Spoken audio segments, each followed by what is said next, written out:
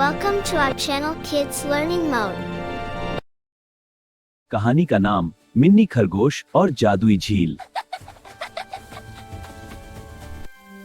एक घने जंगल में मिन्नी नाम की एक नन्ही खरगोश रहती थी। वह बहुत फुर्तीली और शरारती थी। दिन भर इधर उधर दौड़ना, सबको छेड़ना और हंसना ही उसका काम था। एक दिन मिन्नी पेड़ के नीचे आराम कर रहे कालू भालू की पीठ पर कूद गई।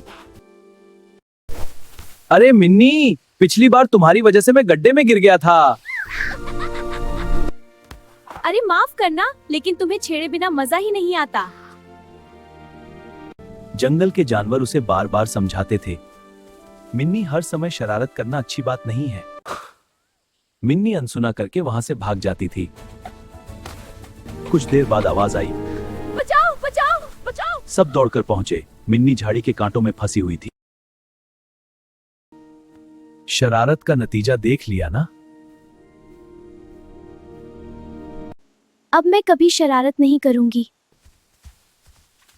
धन्यवाद, आप सबने मुझे दोस्ती का मतलब ही है साथ देना। 2 दिन तक वह चुप रही, न दौड़ी न कूदी, लेकिन उसे बहुत बोरियत होने लगी। एक दिन उसने देखा, दूर पहाड़ी के उस पार एक नया जंगल है। वहीं जाकर खेलूंगी, कोई मुझे रोकेगा नहीं।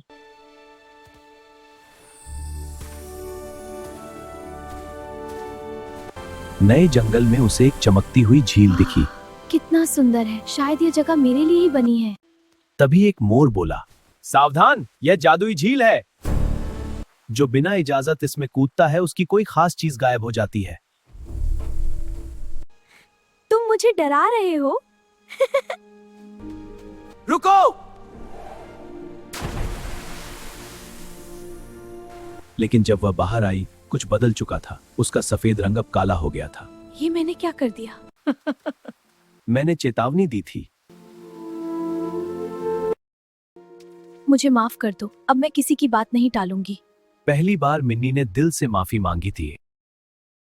शाम तक उसने इंतजार किया। तभी झील से एक गूंजती हुई आवाज आई, तुमने बिना पूछे मेरी जगह का इस्तेमाल किया, अब सजा तो मिलेगी। अपने जंगल जाओ, सबकी मदद करो। जब सब तुम्हें दिल से माफ कर देंगे, तुम्हारा रंग लौट आएगा। यह सजा नहीं, एक मौका था खुद को बदलने का। मिन्नी वापस जंगल आई, लेकिन उसके काले रूप को देखकर सब हंसने लगे। लेकिन इस बार वह नाराज नहीं हुई। वह सबकी मदद करने लगी। चिड़िया के बच्चों के लिए वह गाजर लाती और बंदर के लिए फल इकट्ठा करती। धीरे धीरे सबका दिल पिघल गया। कालू भैया, एक सुबह जब मिन्नी उठी तो उसने कुछ अलग महसूस किया। उसका सफेद रंग वापस आ चुका था। वह खुशी से उछल पड़ी।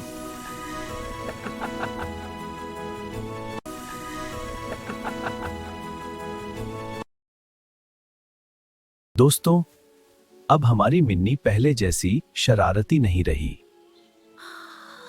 हाँ, अब मेरी वजह से किसी को तकलीफ ना हो, इसका मैं ध्यान रखूंगी और सबकी मदद करूंगी। तो बच्चों, इस कहानी से हमें यह सीख मिलती है कि हमसे बड़े अगर कुछ कहते हैं तो उसे अनसुना नहीं करना चाहिए। उसमें ही हमारी भलाई होती है।